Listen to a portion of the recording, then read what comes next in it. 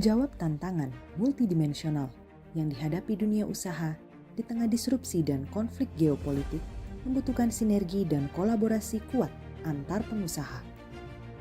Selama lebih dari 70 tahun bertransformasi, APINDO sebagai wadah kolaborasi pengusaha memegang erat 5 nilai Pancasila sebagai fondasi untuk menuju perubahan. Sebagai insan APINDO yang menjadi katalisator utama terhadap isu-isu penting yang mendukung agenda nasional dan internasional, kami terus berupaya mewujudkan iklim usaha yang kondusif, kompetitif, dan berkelanjutan untuk penciptaan lapangan pekerjaan.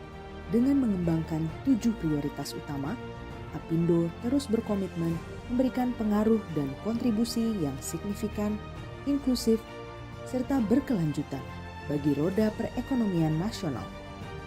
Dalam upaya mendorong transformasi APINDO untuk Indonesia maju, APINDO berkomitmen untuk mengembangkan 4 program unggulan, yaitu mengembangkan roadmap kebijakan ekonomi untuk panduan strategis pemerintah dalam melanjutkan reformasi struktural, mendorong pertumbuhan ekonomi yang inklusif dengan mendukung peningkatan kinerja UMKM, mereformasi kualitas SDM nasional sejak dini dengan pencegahan stunting, dan menerapkan program sertifikasi HR dan IR untuk peningkatan profesionalisme dan kualitas hubungan industrial yang dinamis.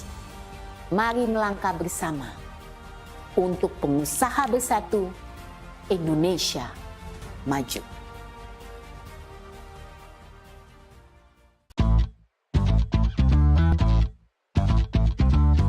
Hi, my name is Dan Gray and I'm from TAFE Queensland, and I've flown up here to Surabaya here at the Saputra University to run a digital literacy course. So in the digital literacy course, we are going to be covering a range of topics, including basically digital security, digital ethics, digital marketing and onboarding, as well as a few other topics. Ya, hari ini sangat seru banget sih. Kemarin lihat kontennya luar biasa. Kita bisa berbincang dengan bahasa Inggris, jadi melatih juga kita buat belajar bahasa Inggris lebih. Ini merupakan suatu ajang yang bagus buat kami untuk bisa berjejaring. By the end of the course, we hope that the students will really get a better understanding of the tools that are available to them and how to use them safely. Menyala Abang Den!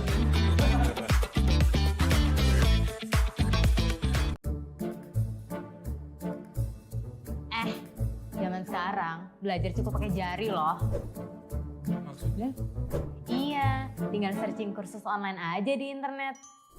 Tapi aku maunya yang terpercaya dari Australia. Aussie, Down Under, idaman aku itu. Pas banget, ada loh di Traveloka Experience. Tinggal pilih sesuai minat kamu, semuanya akan ada di Traveloka Experience. Wah, udah paling bener nih. Setelah pelatihan, kamu juga akan mendapatkan digital page dari lembaga-lembaga Australia yang bermitra dengan Traveloka. Dengan dukungan Katalis, meningkatkan keterampilan tidak lagi kenal batas. Gimana? Udah nemu yang pas belum? Pas dan tanpa batas.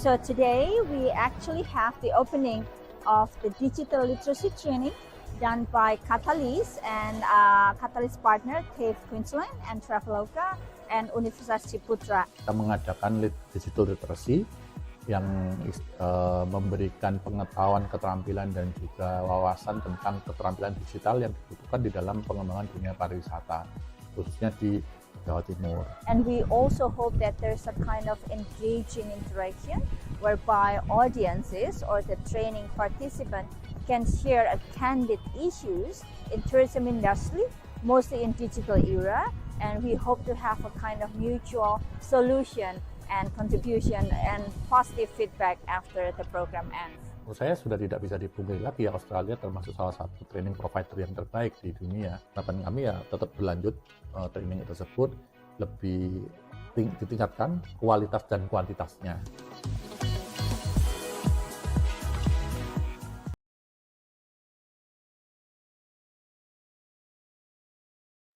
What is greatness? It's doing what makes you feel proud. What feels right for right now. You define your greatness.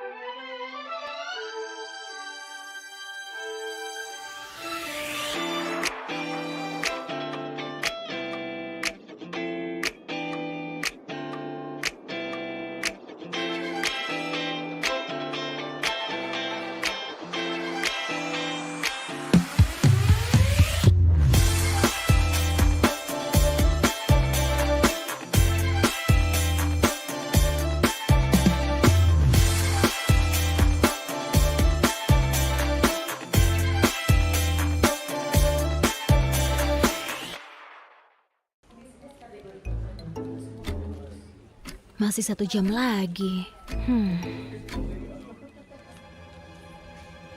Tina. Ya, Bu. Aha, saatnya kembangkan karir. Seru juga ya kalau bisa ngembangin karir. Tapi kok...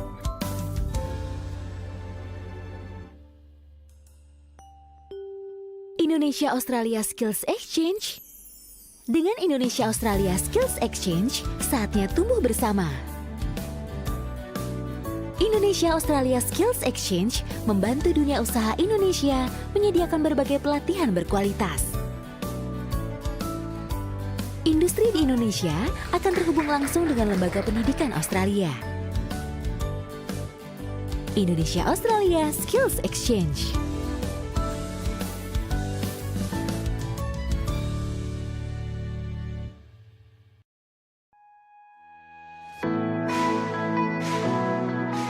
The Catalyst activity with Living Well Seniors Communities provides us a fantastic opportunity to connect Indonesian nurses with Australian registered training organisations and skill up those Indonesian nurses as personal care attendants specialising in aged care based on an Australian standard. We look forward to Living Well Seniors Communities providing both services here in Indonesia to meet Australian standards, but vice versa, we look forward to the opportunity of training up, skilling up Indonesian care workers and enabling them to enter the Australian workforce to assist aged care operators and to ease some of those staffing issues which currently exist.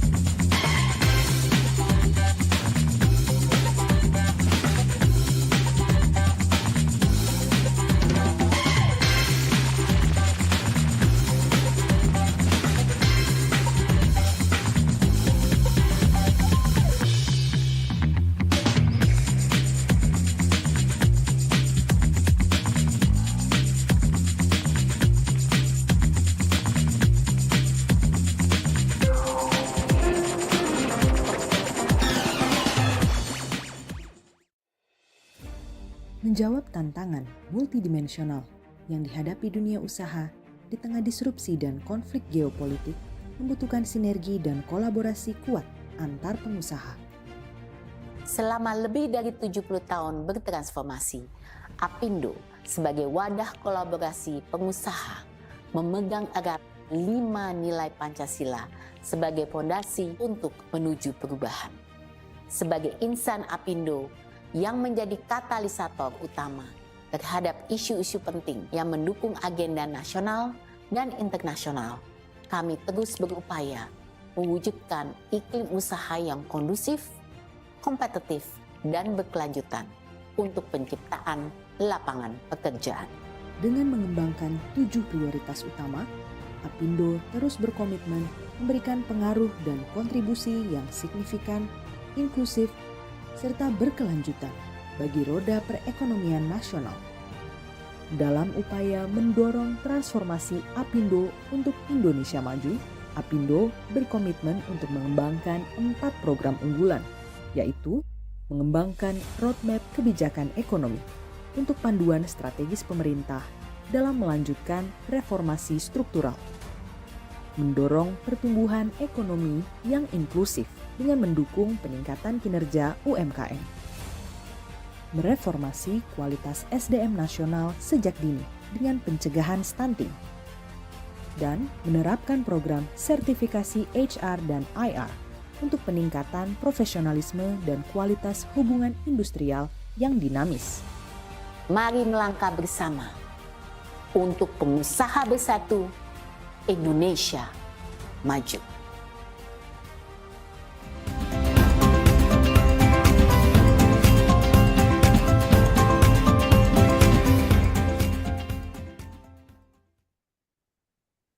Hai semuanya, selamat pagi. Apa kabar? Saya Anissa Alfadilah dari APINDO, Staf Departemen Informasi dan Layanan Anggota.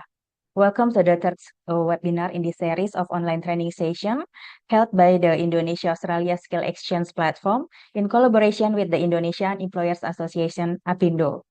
These training sessions are designed to support Indonesian businesses in building future-ready teams and to introduce the Indonesia-Australia Skill Exchange Platform. The Indonesia-Australia Skill Exchange Platform is an exciting project that was launched in February 2025. To date, the platform has brought together 46 Australian registered training organizations and over 130 Indonesian businesses to connect to more than 330 courses.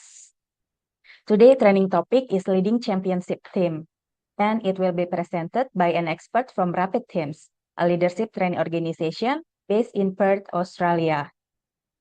This certified training is designed to build trust, strengthen collaboration, and increase team productivity, essential skills for creating high-performing teams. Do get your question and comments ready. We encourage you to use the chat box throughout this webinar. Your question will be incorporated into the Q&A session towards the end. For translation services and other queries, please also use the chat box. Today's session is being live streamed and recorded and will be available on the Catalyst website on YouTube.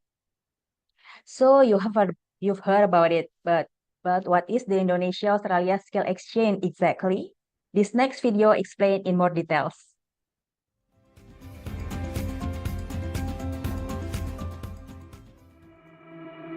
There have been many partnerships between Australian education providers and Indonesian businesses, both for training in Indonesia and Australia.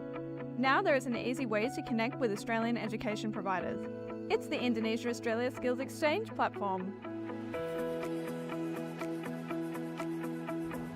Hai Mbak Gladys. Hai Mbak. Apa kabar Mbak? Baik, apa kabar? Baik juga. Have a nice day ya Mbak. Yeah, you too. Jump onto iaskills.org and see hundreds of courses by renowned Australian education providers. It's simple and straightforward. Everything is right there on the platform. Should I take this to the meeting room? Yeah, great.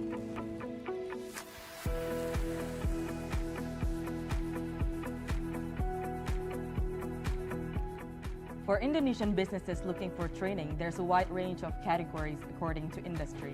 There are different types of training, including micro-credentials, short courses, or other qualifications. Then, there are options for delivery methods that can suit your business, like virtual, in-person, or a mix of online and in-person training in Indonesia.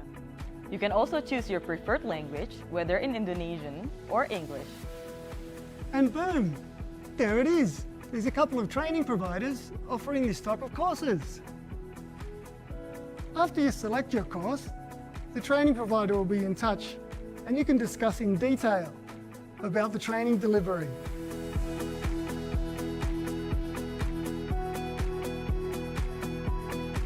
If you haven't found the right course for you, you can request for a course to be designed for your business.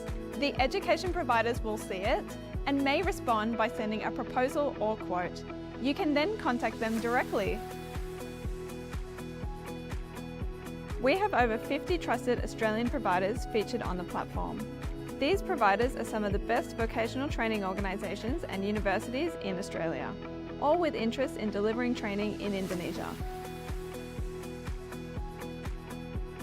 TAFE Queensland are excited to be part of the Indonesia-Australia Skills Exchange Platform, or iaskills.org. It's a great initiative that connects TAFE Queensland and other institutions with Indonesian businesses, making it easier to access high-level training. This platform is a game changer, helping us build strong partnerships and opening doors to incredible training opportunities in Indonesia. We've been working in Indonesia for more than 20 years, and most recently we've been collaborating with Catalyst on some online micro-credentials and short courses to assist with skills development. We're really excited about the launch of the IA Skills Exchange and look forward to making new friends across the Indonesian archipelago. We'll see you there. Join us today!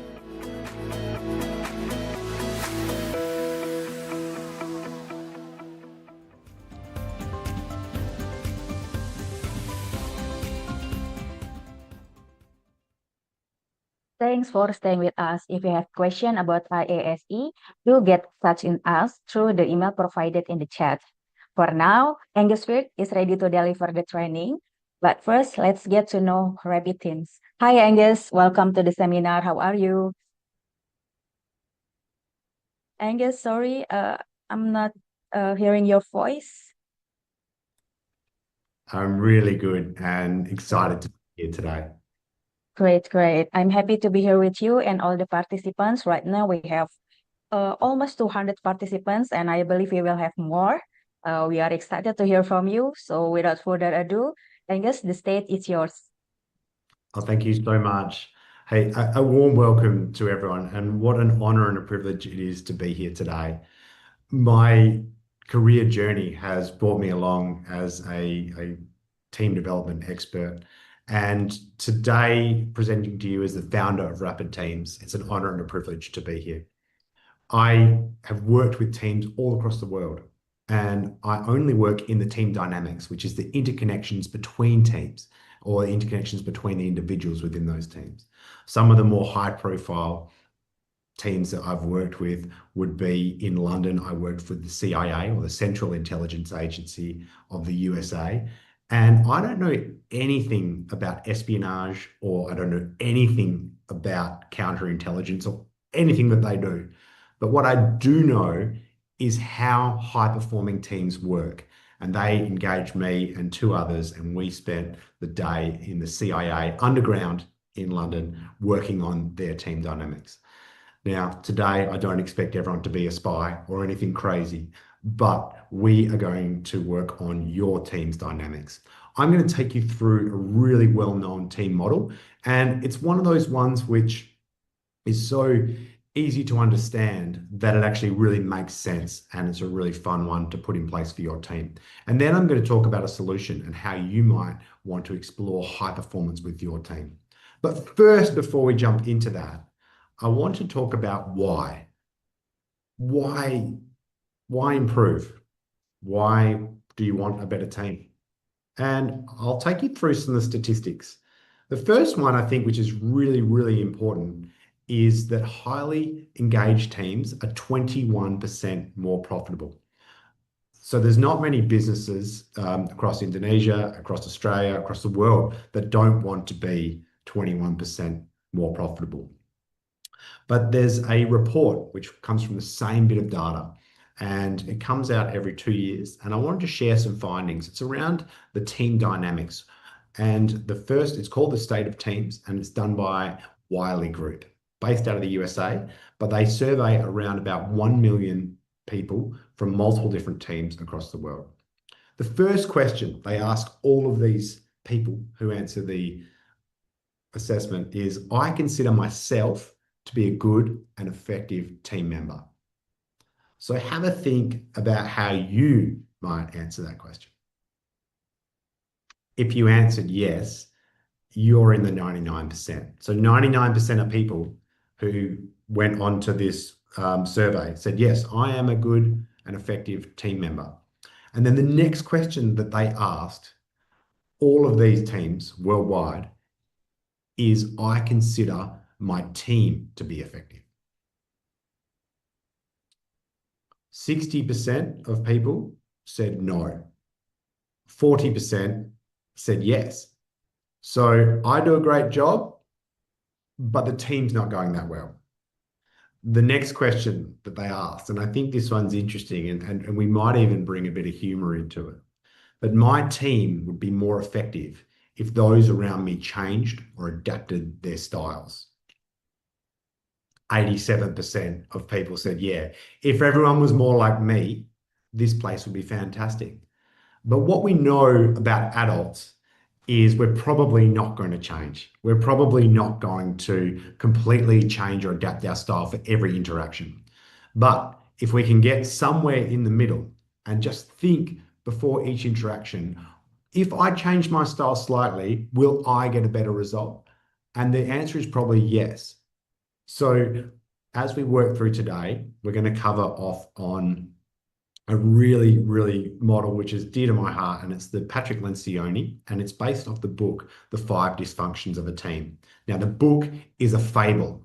It's a story about a pretend team falling apart, and it's called the 5 Dysfunctions of a Team.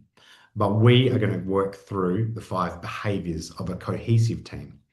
As we go through, I'm going to ask you to vote in the comments, in the chat. So if you could have the chat open, that would be fantastic. And I'm going to ask you, out of 5, how do you think what do you think your team is going, and what do you think the global average might be as we go through each of these? Once we cover through the 5 behaviors of a cohesive team, and I'll explain each with examples as we go through, we're going to talk about a solution. And the solution is using Everything Disc Catalyst to work with your team on the 5 behaviors and how you might be able to help change or adapt your styles so that you can be in that 40% of teams that is effective and actually achieve that 21% profitability increase, which highly engaged teams have. There were some other really interesting stats, and one of them I think is really interesting for today is that 28% of people who responded to the survey have team members in multiple countries. So when you get multiple countries happening, you have different cultural nuance, and it becomes even trickier to work on team dynamics. But whilst team dynamics can make you 21% better, if it's going bad and your team is not working well at all, it can be really, really toxic. And 71% of people who responded to the same survey have said that at times they have been in a toxic environment and that negatively affected their actual performance of their work. So as a team, today we are going to work together. So if you're watching along, I'd love for you to open up the chat. One of our team, Claudia, is online as well, and she will answer any sort of quick questions that you might have, but also there'll be a Q&A at the end. So I really look forward to that. So I'm going to share my screen and we're going to get started.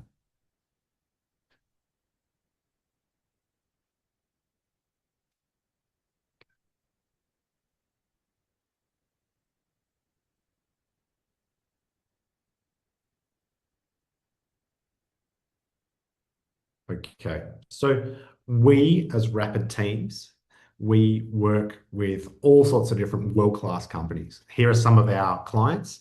You might recognize some of them, and we work with them on high performance. And I've put a bit of a slider there because on one side, we work with these teams on fun, having fun, And on the other side, we work with more serious leadership. But the yellow dot in the middle is exactly where we want to be. Now, I mentioned working a little bit with the CIA at the start as a bit of an introduction story, but the teams that you see on the screen are the ones which we work with really consistently here in Australia and a little bit internationally. A lot of our international work is actually done online. And I'm going to jump through. So today, I've mentioned we're going to talk about the 5 behaviours of a cohesive team, and we're going to talk about a world-class team dynamics platform. So let's get started. The foundation of a high-performing team, according to Patrick Lencioni, is trust. And it is something where teams, or really good championship teams, trust one another on a fundamental and emotional level. They're vulnerable with each other about their weaknesses, their mistakes, and their fears. In fact, 79% of people who responded to that survey said that trust, or there'd be more trust on their team if people just admitted their mistakes earlier on. And we want to be unfiltered and genuinely authentic. Authenticity is a big part of leadership. And when we talk about trust, and if someone says, trust me, the first thing we do as humans is we go, oh, no way, I might not be trusting you.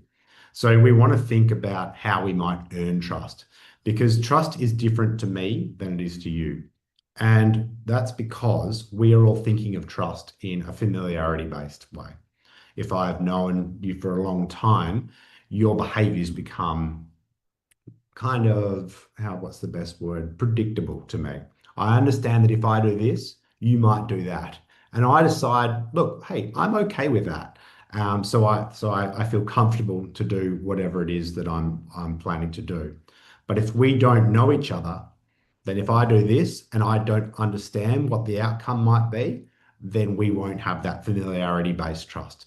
Familiarity-based trust is what you'll have with your friends, your family, and your sort of extended networks, because you've built that up. For some people, that can take years to build familiarity-based trust. But the reality of the modern workplace is we don't have years to build that trust. We have to build trust faster. And in a work sense, we've got to do that through something called vulnerability. And when we say vulnerability, it's around being really honest and open with each other. But it's also about having the right intent. I, Angus, am trying to do the right thing for my team. I'm not trying to do the right thing just for my career or my promotion. I'm trying to do the right thing by the team. Now, I always tell a story here when I think about people that go on a course and they learn a trick, and it might be a management trick, and it might be around how to remember someone's name. And that person comes back from their special course and they say, look, I'm going to remember everyone in the business's name. And when they are remembering your name, they keep saying it back to you, because that might be the trick that they were taught. And the trick is like, hi, Angus. How are you, Angus? What are you working on, Angus? So they'll keep saying your name in conversation. And for me, as the person on the other end, I feel like, far out, I don't like that. Something is a bit off. And we have something in our brains which warns us when someone has the wrong intent. The intent of that person is they're just trying to do the right thing for their career. They're trying to do the right thing for them. So they're remembering your name for their own benefit. And that doesn't have the right intent. So it's not a good way to build trust. The fastest way to build trust is by being vulnerable, openly admitting your mistakes, and sort of saying, look, I'm trying to do the right thing by this team. Now, if you could open the chat and vote as to each of these have a scale. 1 is the lowest and 5 is the highest. Now, I'm going to tell you in a minute the global average of trust on teams as measured by Lencioni and team. But if you could put in the chat what you think the average will be, we're going to have a look. So I'll just jump out and have a look. And if you could put in what you think out of 5 the average team in the world has with trust.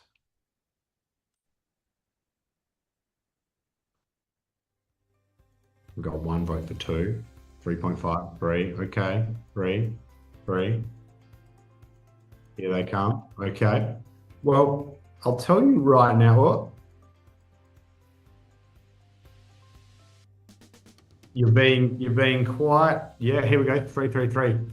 You are correct. 3.26, 3.29, sorry, is the global average for trust.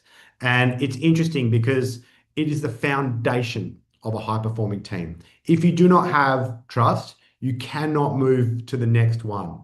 And the next one gets even harder.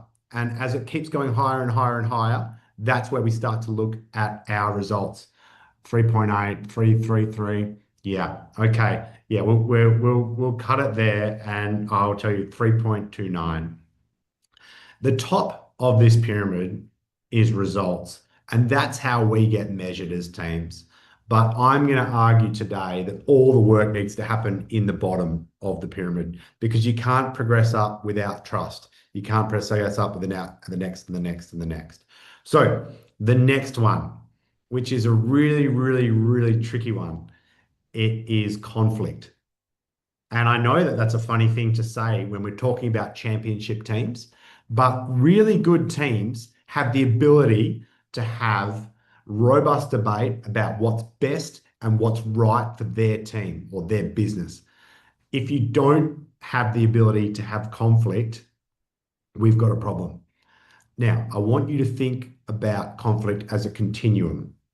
And on both sides of the continuum, it's bad for teams.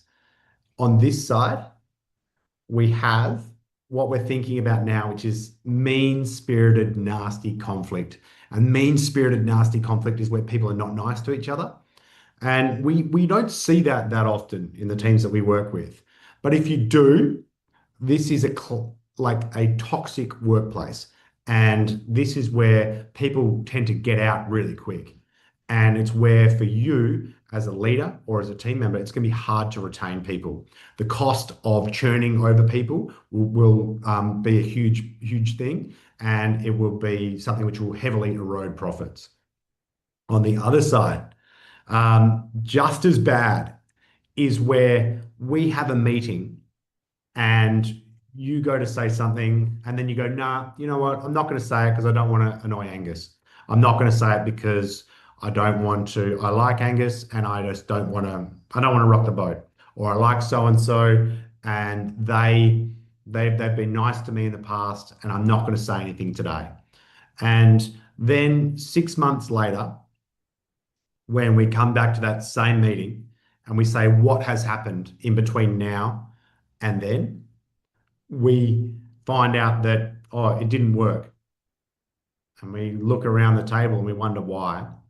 And that individual who didn't say anything could have said something at the time. Well, what about this?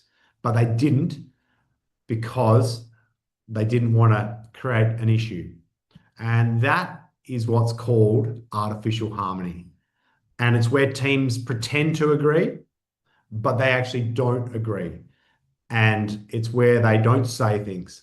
So you have two extremes. And this one is mean and nasty. And this one is where it's artificial harmony and we're not saying anything. We need to be somewhere in the middle as a team. And we need to have like a hitting zone where we can have a robust debate about what's best. Now, when we talk about this, we talk about the notion that we employ people on our teams and we want to empower them because of their experience and their knowledge.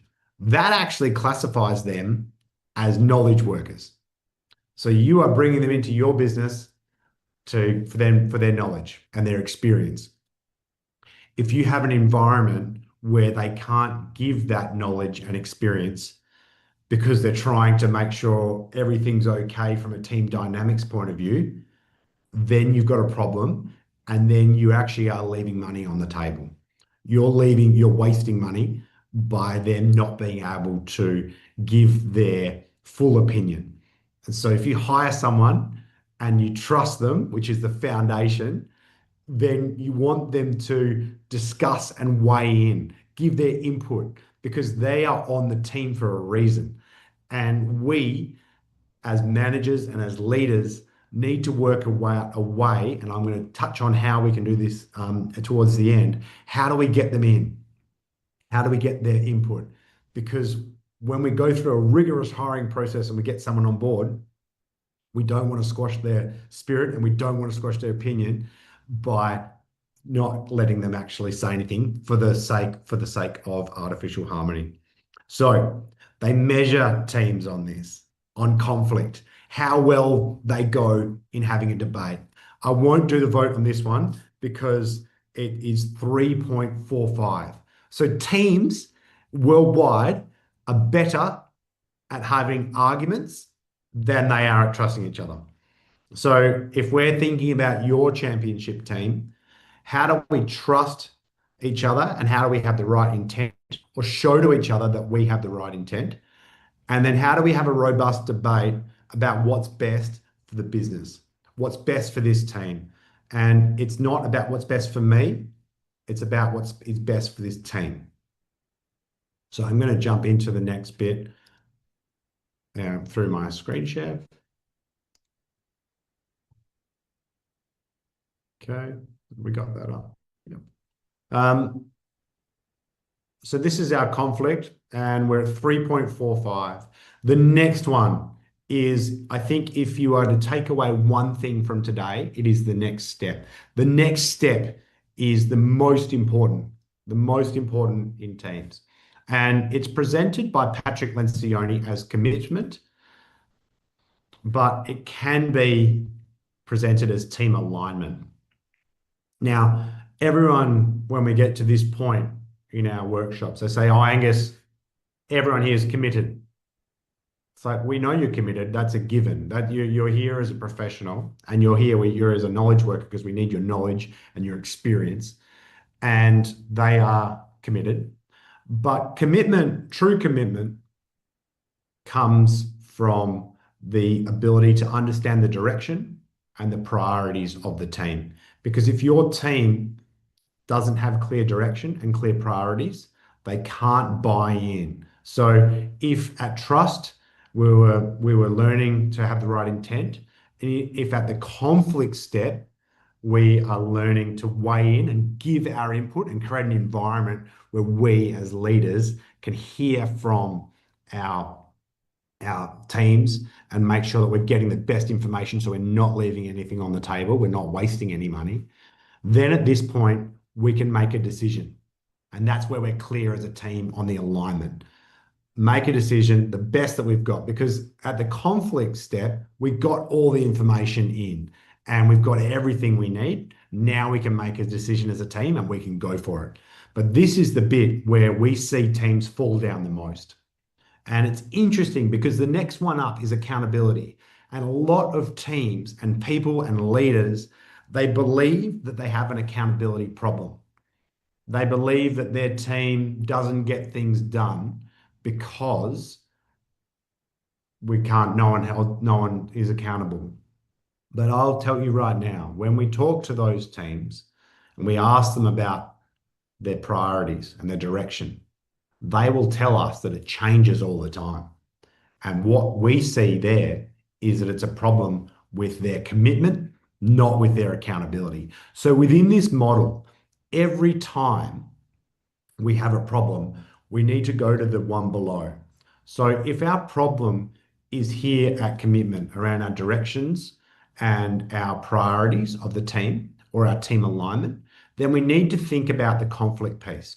We need to think, have we got all the information on the table?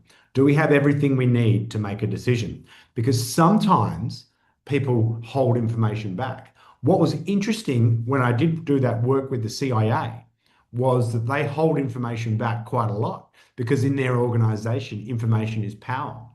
When you look at a very modern organization, we do work with Woodside, Chevron, Rio Tinto, a lot of the major mining companies here in Australia, as well as McDonald's, as well as KFC.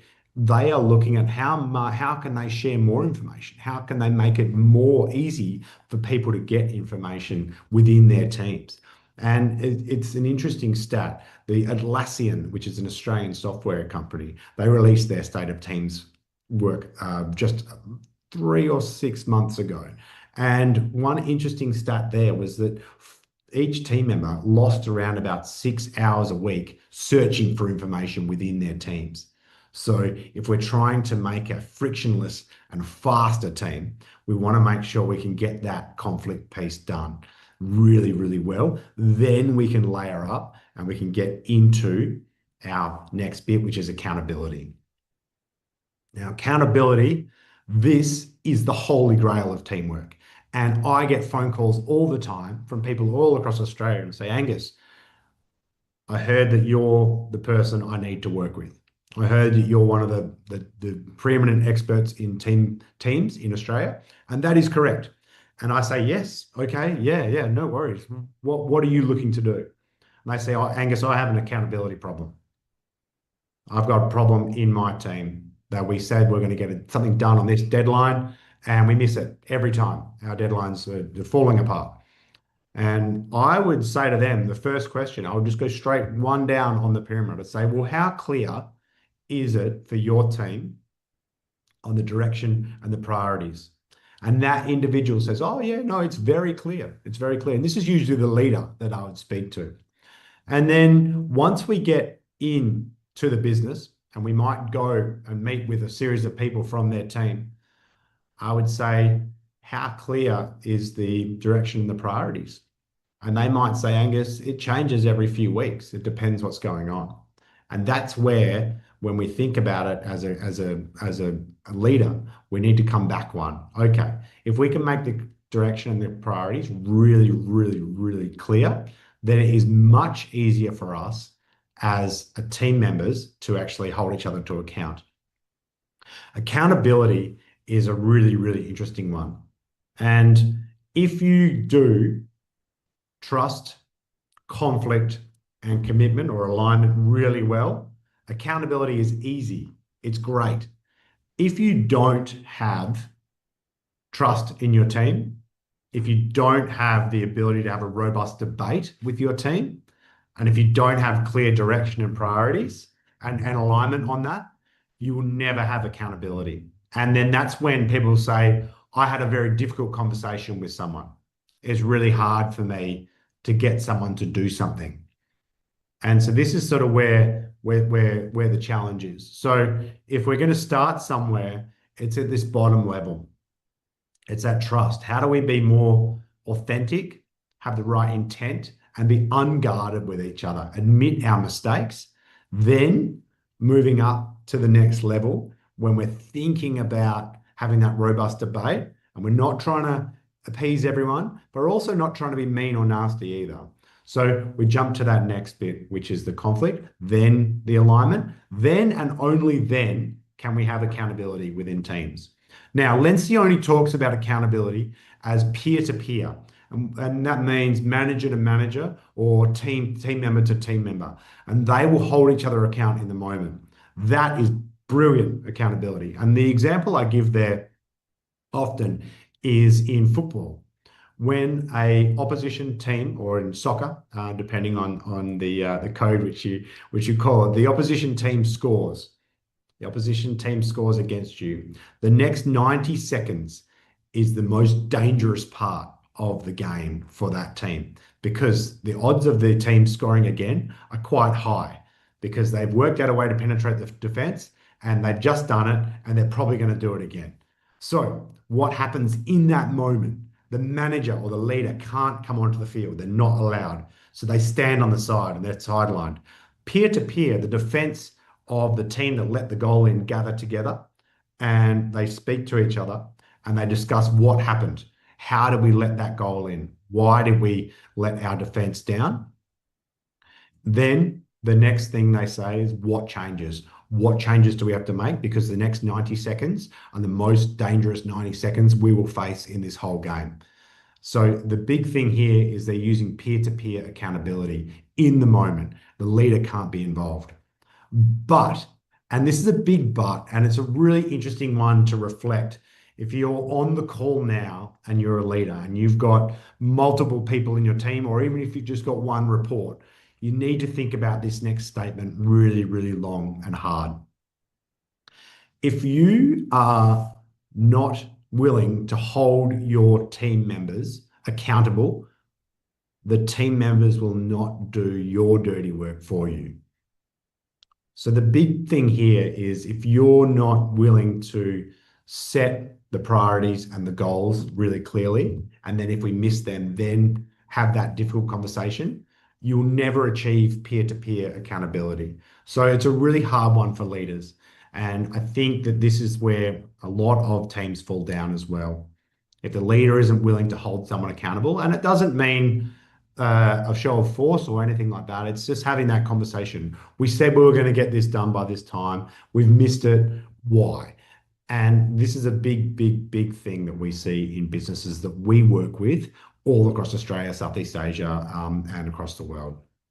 So if you do everything else right, trust, conflict, commitment, it's a real layer, then you can get to the next one. The top of this model is the ultimate. This is results. This is where teams really, really break through. Some of the questions which they ask here in the results is team members value collective success more than individual achievement. And this is the hallmark of a championship team. Team members value collective success more than individual achievement. Really hard one here, because if you think deep down, do you value collective success for your team or individual more than individual achievement? If you can say yes to that honestly, then you have the ability to lead a team into that next bit. But if not, it's really hard to get up into that next bit. The global average here is only 3. Not many teams actually make it all the way to the top. In fact, Phil Jackson, who was the coach of the Chicago Bulls, he talked about this dream state of teams in the top quadrant. And he believes that it's only around about 2% of teams ever make it to the very pinnacle, where they're no longer competing with internally. They're not even competing with their competitors. They are just on another level. And I think it's quite an aspirational thing to think about. But if we think about it here in the Lencioni model, it's a big one. And I think this next point is a really, really, really important one. Team members are quick to point out the contributions and the achievements of others. So I think as a reflection as a leader, do you point out the contributions and the achievements of others regularly? And if so, that's a great way to work towards the team-based results. These team-based results it's where we go from me. So it's not me, it's we as a collective group. How do we make sure that we have got the right environment? How do we make sure that we're holding each other to account and we're really clear on peer-to-peer accountability? How do we make sure that we're clear on our directions and our priorities? As well, how do we make sure that we can have robust debate? The other way there is there anyone on the team who we're not hearing from yet? Why haven't we heard from this person, or so on and so forth?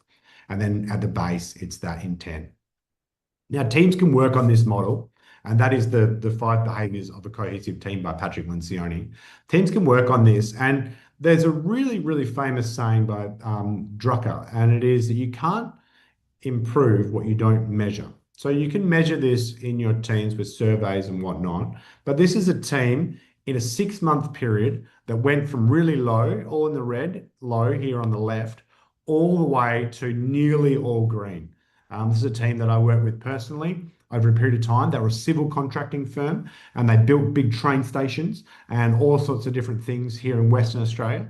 And you'll see that when they would start to focus on one thing, it would start to go green. And then they started moving the needle faster and faster and faster. So you'll see on the right there that they increased each one 50%, 23, 42, 27, and 39%. So really increasing by focusing on it. If your team is deliberate and focused on something, you can achieve.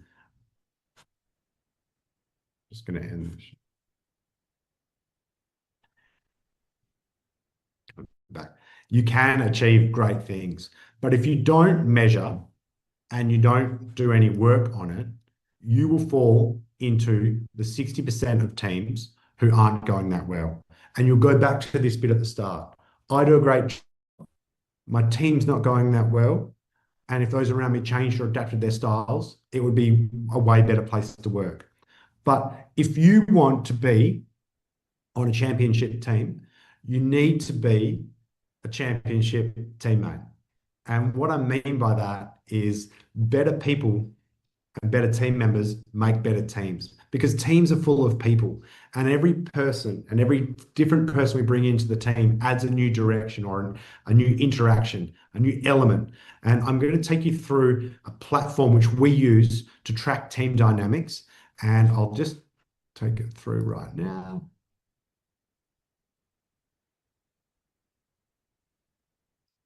And it's the Everything Disc team platform. So on here, and we do this through our ways of working in our championship teams programs, on here you can start to think about how you operate as a team member and then how other people operate. Imagine it like this. You now would have a user manual for every single person that you work with. So if I look at my style, this is sort of set into 3 stages: leading myself, leading others. So often the work we're doing is in smaller teams, and then leading the business. In the leading the business, this is when we're looking at the whole team overall. So if I look at my style inside here, and once you fill out the survey, it's around about a 20-minute input, and it will give you your style. It will give you tips, a podcast, what drives you. So you're looking at all your different priorities, your stressors, your motivators, and ways in which you can work really well. It'll give you strategies as to how you can actually manage your day-to-day and how you can be more effective. But that's the leading self. And there's so many platforms just like that with leading self. Where this one is different and where we tie it into with the 5 behaviors model of a cohesive team is where we look at others. So we might compare ourselves to someone else within our business. I will compare myself to maybe Karis. So Karis is a team member, one of our team development experts here at Rapid Teams. And if I look at Karis on here, if I click on her, I can see where we are different. So this is me over here, and this is Karis here on the left. And we scroll down and we can see our similarities and our differences. And we will get a series of continua. And this is really important for the conflict element as well as the trust bit, because we all work differently. We all have different working styles. It's why we call ways of working. When we compare our tendencies, as scrolling down, we can see that focused on feeling versus logic, private versus outgoing, tactful versus frank. That's something that we would have to negotiate or navigate, as a duo, Karis and I. Structured versus unstructured is a really, really interesting one, because if one was very structured and one was very unstructured, if I was the structured person, I might view the unstructured person's work as chaos. And I might say, I don't think that they're doing a very good job. Even though they are just using their work style and being authentic to themselves. And it will bring it down. It will also down here in working together, this is really interesting. If I'm having problems here with tension, if I want to connect with Karis, if I want to collaborate with her, or if I want to get her buy-in for a new project. So if you have senior leaders on the platform and you want to get their buy-in, this is a fantastic way to do it. It will give you literal tips onto what you can do. And the tips are for me. But if Karis clicked on me, her tips would be different. So I'll come back home. And this next bit is where it all comes together for championship teams. If you build a group, this is the leading the business element. You can click in here when it loads up. You can click here on your team, and we might see that, yeah, this will take this one. Okay. And we can click, we've got 5 people here in our group. You can have up to 30 or 25, I think it is, on here. And if we click on insights, we can get these continua. This is an interesting one. We have people that are accommodating versus people that are strong-willed. When we go to make decisions as a team, this is a great way for us to reflect. Are we just being strong-willed, or are we getting the opinion or the buy-in and the robust debate from the people that are more accommodating? When we look at private versus outgoing, again, an interesting one when we're making decisions. focused on feeling versus logic, tactful versus frank. Very, very hard when you're coming to working with people. If they're more frank, that's me here on the edge. And then other people are more tactful. Structured versus unstructured, we talked about. But this is an interesting one here. Focused on realities versus focused on possibilities. So if we went into a meeting and we only had the 3 people here on the right, we'd all be doing a lot of dreaming and thinking about things that we could do in the future. Yet we'd probably want to invite Marlene and Claudia into that meeting to make sure that they are giving input, because we need balanced thought. Skeptical versus accepting, and then our pace. When we come up here, we can also click how to make decisions together. This will tell your team and your team's data how you could make decisions. If we go to the 3rd slide, I believe it is, it will give us dot points here for each team. And this combination can be different every time you do it, but it will give you dot points and ways in which you as a group can make decisions together. So that is the Catalyst program, or the platform. The way in which we deliver it, and I'll get Claudia please to share it on the chat. This is the link to this site. We've done a promotion today for everyone on the call. So normally this is $450 Australian per person. Today and for the next 5 days, we're going to do it at 350 Australian dollars per person. And if you'd like to sign up, and that will give you the reporting, access to the platform ongoing, and a 2-hour workshop with us rapid teams like this, talking about team dynamics and working with your team and coaching them on the platform. So you can sign up here on this side is how you can do that. And this link will take you here. Also, if you scroll down, it'll give you a bit more information about the program. But if you scroll down here, you'll see download resources. If you put your details in here, you can get the presentation, which I just went through today, as a free download, as well as the white paper, which I've been referencing, which is the State of Teams white paper. So for us as rapid teams, when I talk about high-performing teams, the first question I have is, what is the level of trust in your team? The next question I ask is it safe to speak up? Do people give their input, even in areas where it's not part of their zone or their area of expertise? And then if people say yes, I'd say, well, are you aligned in your direction and your priorities? Do people know where the team's going? And are you holding each other to account if you miss a deadline? And then when it comes to results, are they team-based results, or is it all focused on individuals? Because I'll come back to those statistics we started with. 99% of people believe they do a great job. And people want to do a good job. They want to be in an environment where it's high performing. Yet only 40% of teams are going well. And a lot of these people believe their team would be better if those around them changed or adapted their styles. The platform will teach you how to change and adapt your style. And even if you come in just a tiny bit, it can make a huge, huge difference to the day-to-day.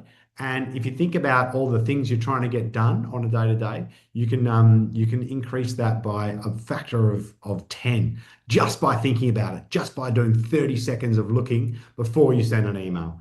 And the outputs there it brings us to that first stat, 21% more profitable, engaged teams. And that leads down to better retention, better teams, and ultimately more fun in the workplace. So that concludes my presentation for the 5 behaviors, as well as the solution with the ways of working online. I'm going to stick around for the Q&A. I'm really excited. And I believe we've got a moderator who's going to take us through each bit of the Q&A. So please ask me any question you like, and I'll do my very best to answer it. Also, Claudia will send, just make sure if you need that link, if you want to access the special or download the content from today, please shoot it through. Thanks, Angus. That was great. Very interesting presentation. Thanks, Willie. There is some time left, so we will get straight into answering question in the Q&A session. Right now we have some question. The first question is from M. Taufik Zulfikor from BMI Monier. First question, what's the practical first step for team that scores low on foundational level, like trust, but medium or high score on the above level? And the second question, can a team skip a level? For example, can a team be highly committed without first having a high level of trust? Yes, teams can skip a level, but it always comes back to bite them. So when we showed that slide, they had high levels in some bits and low levels in some bits at the start. So they were doing better at conflict than they were at trust, but they really couldn't get to accountability and results, which is where we start making money. They couldn't get there unless going back and fixing the trust problem. It's kind of like the foundation of a house. You can keep building up, but it will only stay up for that long. Yeah, so I think I hope that answers that. You can skip.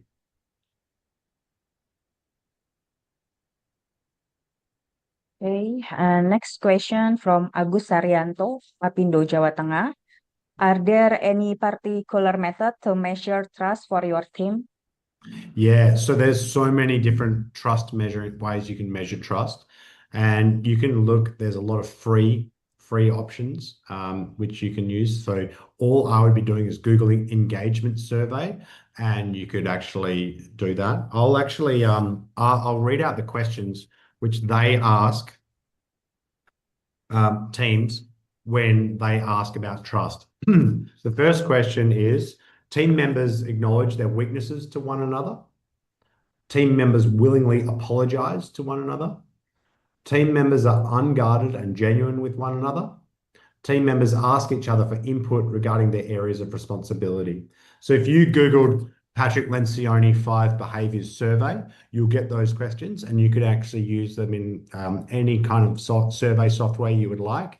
But there's a lot of different engagement survey platforms, which some are free, some are paid. I'd happily help out as a follow-up and put some in the chat. But yeah, it just depends if you've already got a survey system happening in your business. Just add in some of those questions, and then you can look at that. And then to get the number, you need a scale of 1 to 5. Okay. Before we go to the next question, for all participants, if you want to ask directly to Angus, you can raise your hand and prepare to open your cam. Okay, next question is from Amira Nurul Azmi, PT Harmoni Panca Utama. To Mr. Angus Firth, as Gen Z professionals growing up in a fast-paced, digital-first world, how can we build strong collaboration with colleagues from different generations who may have more traditional work styles, so that each generation's strengths complement to one another, navigating a dynamic and disruptive environment, especially in mining company? Okay, we do a lot of work in mining companies, and there's a huge generational gap, and there's a big shift in styles. But it comes down to authenticity and intent. If you actually want to build trust with someone, you need to set up a bit of time and understand a little bit about them. Because remember at the start, if these other people in a different generation, they believe that they're good at what they do, and they believe they're good at work, and they believe that you should change your style to adapt for them. But you are the same. So you believe you're good at what you do, and you believe they should change. So it's somewhere about meeting in the middle. And a lot about meeting in the middle with different generations is actually acknowledging, hey, we are actually different, you and I. And if you think about that platform, when you click on one person and then you click on the other, you can actually get their comparisons. So having that, depending on the person's style, is really good, because then you've actually got data to compare. So they can see categorically how you are different to each other, and then where you are similar. because you're probably not as different as you think. But definitely when it comes to speed of response, this comes down to our ways of working, so structured versus unstructured. And often that comes down to identifying with those people. If it's a smaller group, spending a little bit of time on the team. We spend all our time working in our teams. If you spend 30 minutes with the people from that generation and people from your generation in that workplace, say there's 20 of you, talking about working styles, I would guarantee you'll get more trust within days. Okay, great. Next question we have from Ibu Yeni from Aura Cantik. Ibu Yeni, if you want to ask directly, you can open your cam.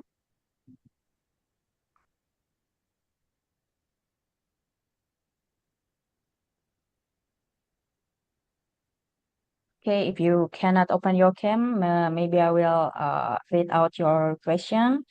Question from Ibu Yeni from PT Aura Cantik. How about trust coming from conflict or trust start from conflict? And for implemented, how to solve people unique and coming different job desks or department? Trust and conflict are so linked because I might trust that you have the right intent, but unless we can have a debate about what's best for the business, we can never have that true deep trust. So a debate is an interesting one because it's not a debate about me as an individual versus you. We can debate the issue and what's best for the business, because in the business, if we think about our best ideas, they're usually when we put something forward and someone else will challenge that. And when they challenge that, that allows us to come up with a better idea. In fact, Deloitte, which is one of the top four accounting and consulting firms globally, they have someone, and I don't know if they still do this, but they definitely used to, have someone in their team and in each meeting known as the challenger.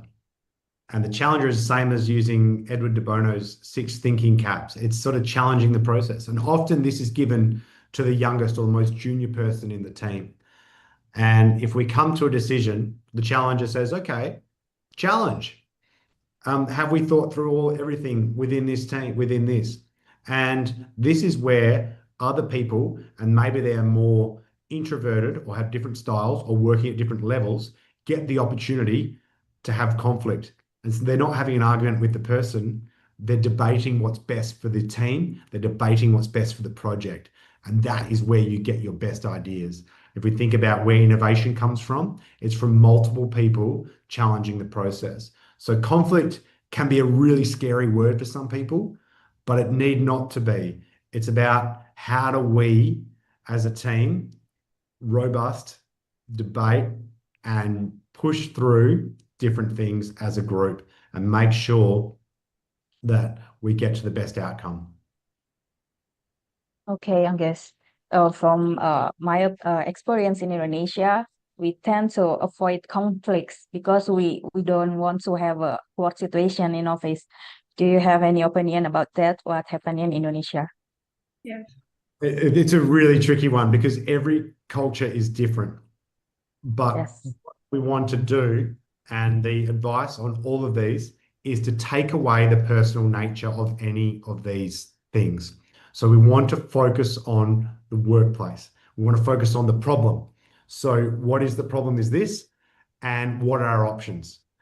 And we need to make sure that everyone gets an opportunity to give their input into that problem. And that can take away the personal elements. But I totally agree, different cultures make it really tricky. They also make trust easier at times. So in my experience with doing business in Indonesia, there's a faster level of trust. But then the conflict, we tend to use that artificial harmony a little bit more. So I guess pros and cons. Yeah, okay. Okay, for next question, we have from RC from PT Rexo National Food.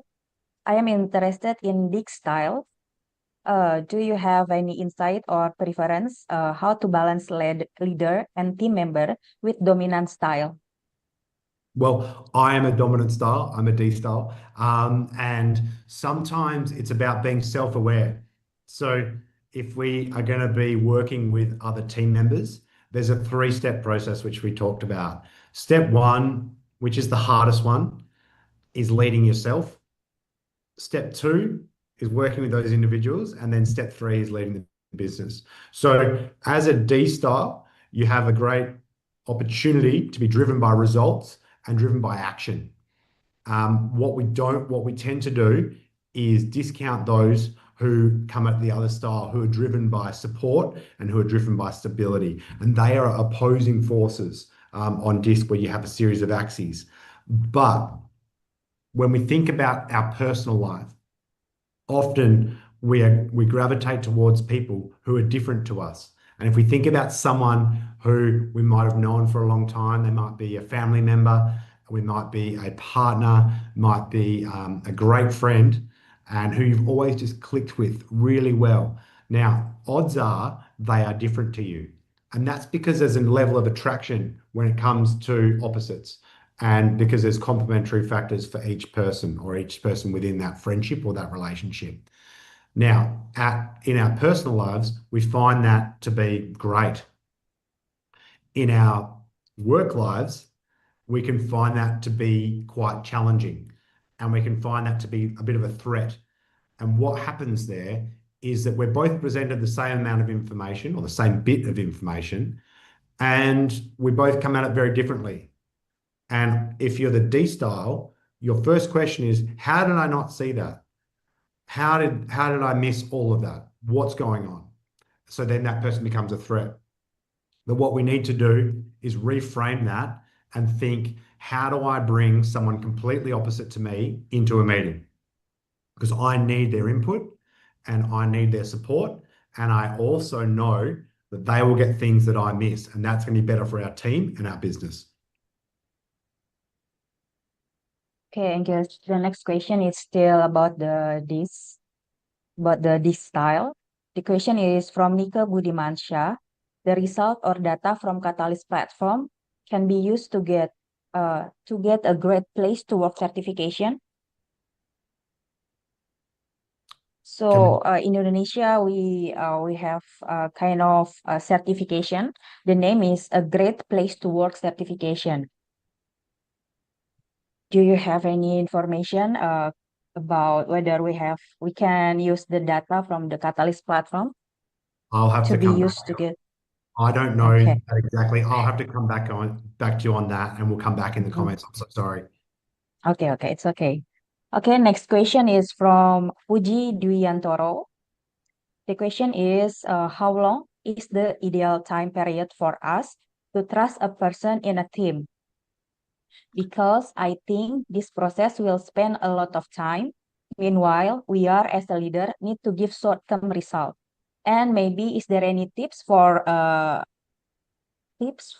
give us to fully trust the team?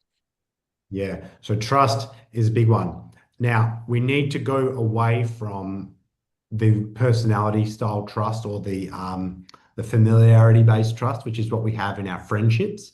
And we need to go towards the workplace-based trust, which is built on vulnerability, admitting mistakes, and being upfront and open and honest with each other.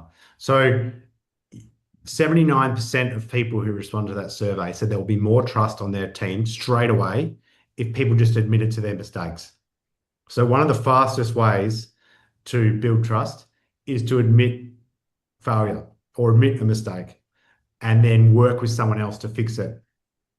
And it feels counterproductive because you feel like, oh, I'm showing that I've not done a good job, but they see the human side for you. The other way that you can build trust really fast is through connection before content. So if you spend up to 2 minutes on each meeting, just connecting and saying hi and asking someone about themselves and their personal life, you will build trust before you jump into the work things you're doing. If you can do that connection before content, you can build trust. In fact, there was a hospital in Seattle and they were a private hospital, and they had the highest error rates in surgeries. And it's because surgeons were coming in, and then they had the theatre nurses were coming in, and they'd go in and do an operation, and there'll be errors. And it'd be because of someone passing the wrong thing or doing the wrong thing within there. They implemented a mandatory 2-minute meeting before, and they had to take because they were wearing the masks, they had to take them off, and they had to say, this is my name, this is my family, and how I'm feeling today, before they started the surgery. They turned around from the worst error rate in private hospitals in America to best in class. And they had no changes in staff. It all came down to them connecting before they started their surgeries and bringing a human element. So if you want to bring trust into your team, and I know that you want results fast, but remember, results are the top of the pyramid, and you're trying to build trust at the bottom. You've got to walk before you can run. So you need to focus on trust, and it comes by being really vulnerable, and it comes by being genuine and unguarded.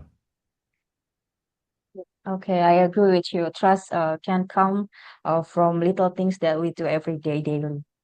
Okay, next question from Pak Ketut Sunaryanto. Halo Pak Ketut. Pak Ketut, would you like to deliver your question directly? You can open your cam.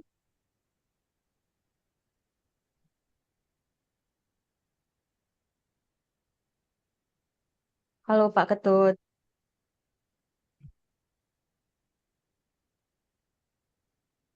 Okay, I will read this question for you, Angus. Pak Ketut really want to understand further about the DISC personality assessment. As this is self-assessment, what is the best situation in order to get precise result? Ooh, okay. So the Everything Disc platform is the best in class for DISC, and it will take around about 20 minutes to do. We can minister that. You can, if you book through the link, we can do it for you for rapid teams.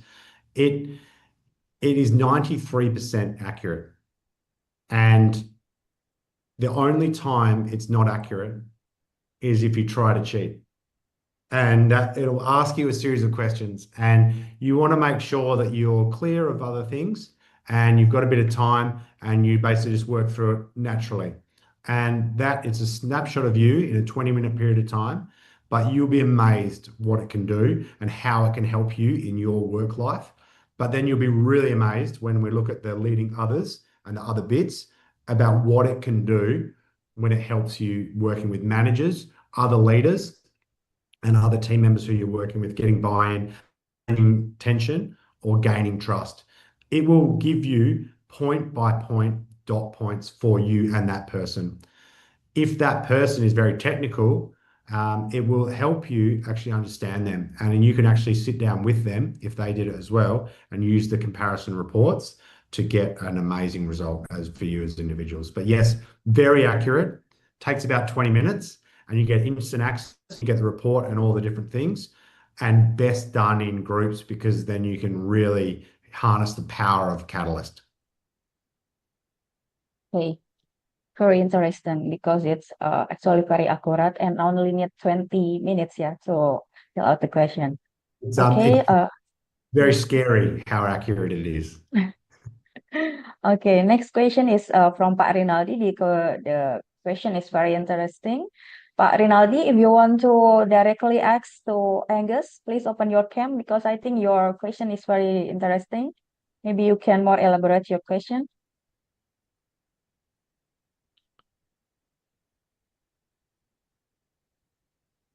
Halo Pak Rinaldi. Jika mau bertanya langsung silakan Bapak.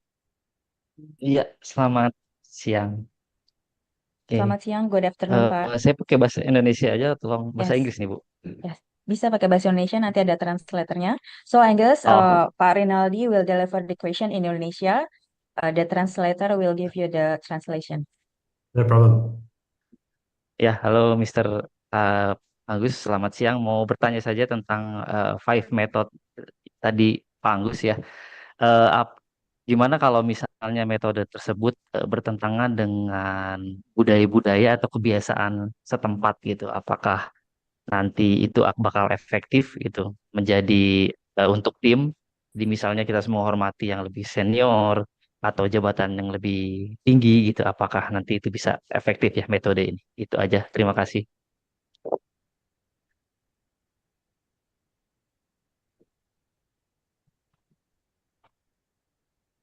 Angus, have you heard the question? Not yet. Not yet. Okay. I think I will read out the question from Pak Rinaldi. What if the Angus 5 method conflicts with local culture?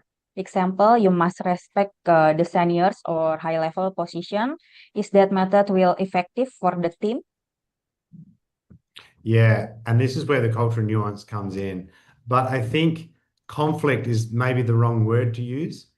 It's more that having a debate about what is the best way which we could do it. And that comes back to that word which we started at the start, which was intent.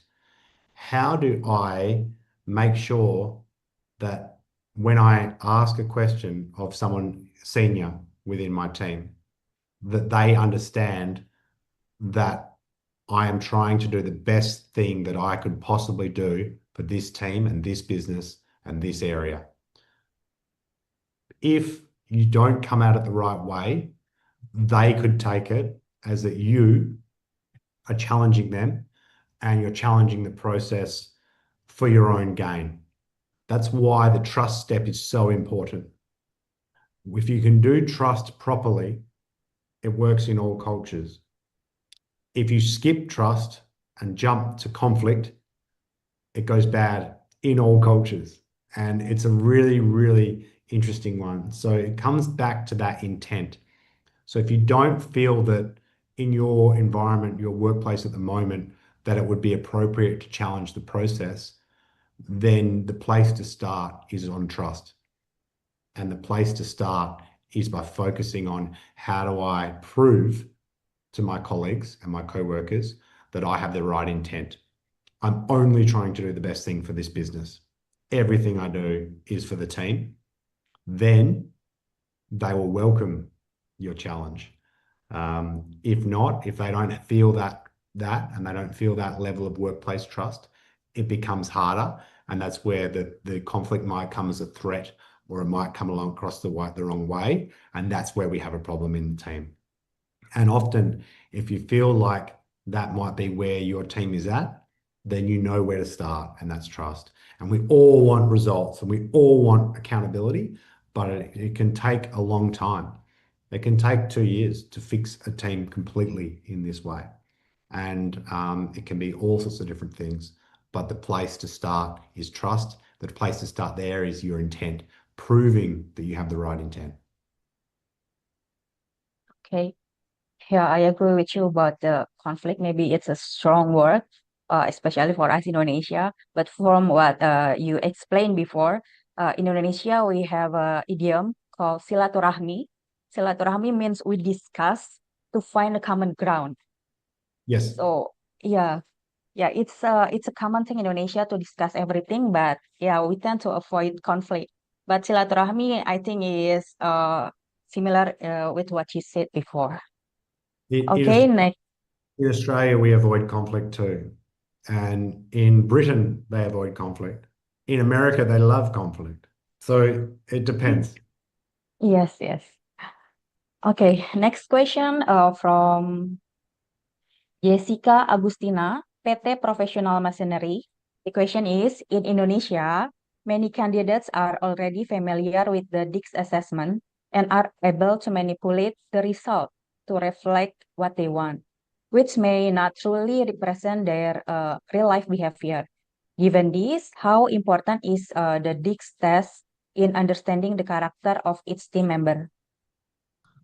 Yeah, so there's multiple different types of DISC assessments. The easy one is only 12 questions, and that is very easy to manipulate. But everything DISC Catalyst, which is the online platform, is not easy, or it's almost impossible to fake. So I think that it might be the basic DISC that they might be using to manipulate. But often, well, certainly in Australia, This isn't used as a recruitment tool. It's used when you're in teams. And when our workplace laws don't allow you to use a sophisticated tool like DISC for recruitment, but you could do the 12 question one. That's not a problem at all.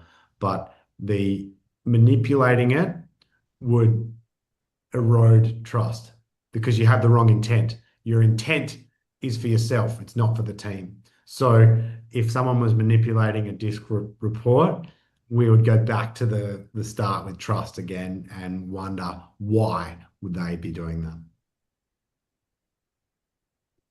Okay. Next question is from Eko Agus Nugroho, Ministry of Industry. How effective are the de-outing activities undertaken by team members in building trust and commitment and reducing conflict? I guess in Indonesia, it's common for every company to have an outing activities, team building activities, in order to build the trust in our team. So what do you think about that? Yeah, very, very effective. And I think that what you are doing there ultimately is by building shared experience within your team. And if we can have shared experience, that's a great way to build trust. One of the ways in which we can make those outdoor or different sort of activities much more powerful is by adding in reflection and workplace crossover. So how does this game or challenge, which we just did, how does that relate back to the real world and for us in our business? And yes, so the at its core, experiential learning, which is going out and doing the games and all that sort of stuff, it comes back to having a shared experience, reflecting on that experience, and then taking the learnings back to the real world. So if you can take the learnings back to the real world, which is the challenge, you can build huge workplace trust. But if you never bring the learnings back, if that's just a thing you do for a bit of fun and then you just forget about it, it won't have an impact. But if you can bring it back to work through survey, through discussion, and often if you're a senior leader and you're taking a group out, it's linking what you're doing back to the bigger strategy. It's talking about trust and the importance of it and why we want to be one of those teams which is 21% more profitable, because we're trying to engage each other and we're trying to make our team stronger.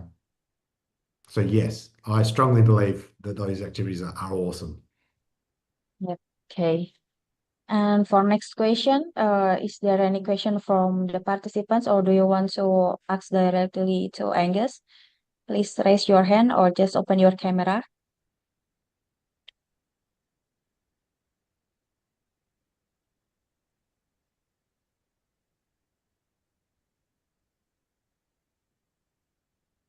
Okay, there is no one who wants to ask directly to you, Angus, so I will ask another question.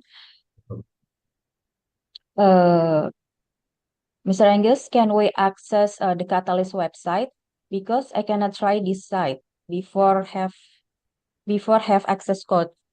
So do we have to have access code to Yeah, for use everything, yes, you need to work with an authorized partner and an accredited partner. So we're an authorized partner, and we can help you with that. If you fill out the form on our website, we can get you set up on DISC. Okay. Jadi It's Bapak Ibu not harus the extended version, which is what we're working on, is not. You can't do that online. You can't buy it online. You have to work with a leadership partner. okay. Is this platform developed by your team? No, it's from America. Oh, from and America. and it's tied in with Patrick Lencioni, who wrote the 5 behaviors of a cohesive team, or 5 dysfunctions of a team, and the model which we went through. It's all based on the same platform. Maybe do you have other platform that you can recommend to us?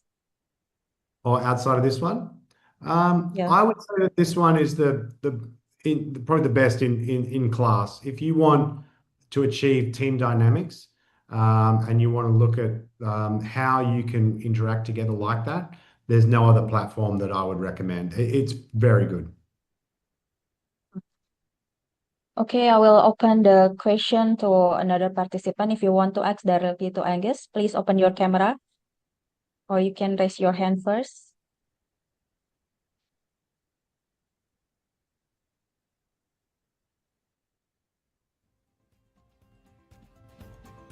Okay. So I think there's all the question from the participant, I guess. A very interesting discussion that we have. Thank you. And thank you so much for your presentation. And thankfully, we can meet again with in another web series. So that wraps up our session today. Thank you to Angus Fit and the team from Rapid Teams for an excellent training. We are proud at APINDO to collaborating with IASE and Catalyst in bringing this valuable training session to all professionals across Indonesia. Before we go, let's take a group photo to commemorate our time together. So please open your camera and give us your best smile.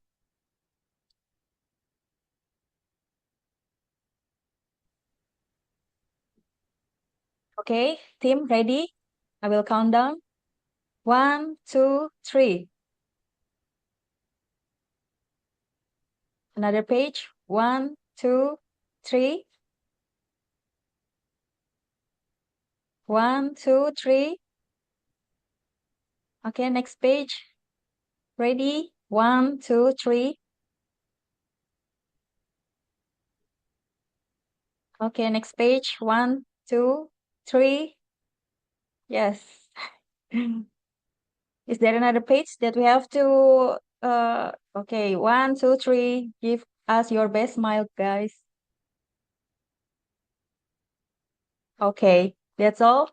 Thanks to all participants. As mentioned earlier, today's event is being recorded and will be posted on YouTube with a link provided on the Catalyst website and in social media. E-certificates are available and will be issued within 1 week via email. The next training session will take place on September 17 at 10 a.m. Jakarta time. The topic will be Project Management Fundamentals and will be delivered by UNE Partnerships, an organization affiliated with the University of New England. Registration is now open, so sign up today to secure your spot and do mark your calendar. Take care for now, and we look forward to welcoming you at the Indonesia-Australia Skill Exchange at iaskills.org. Goodbye, sampai jumpa. Goodbye. Thank you. Goodbye, thank you. Thank you. Thank you. Thank you semuanya. Thank you. Thanks, everyone. What is greatness? It's doing what makes you feel proud. What feels right for right now. You define your greatness.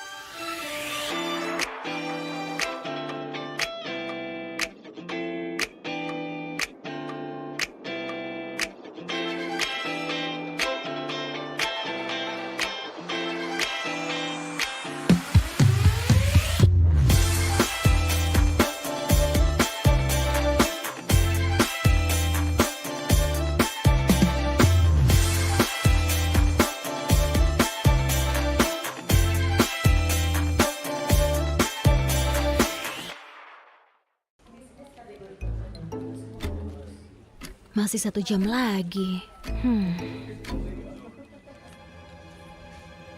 Pina. Ya, Bu. Aha, saatnya kembangkan karir. Seru juga ya kalau bisa ngembangin karir.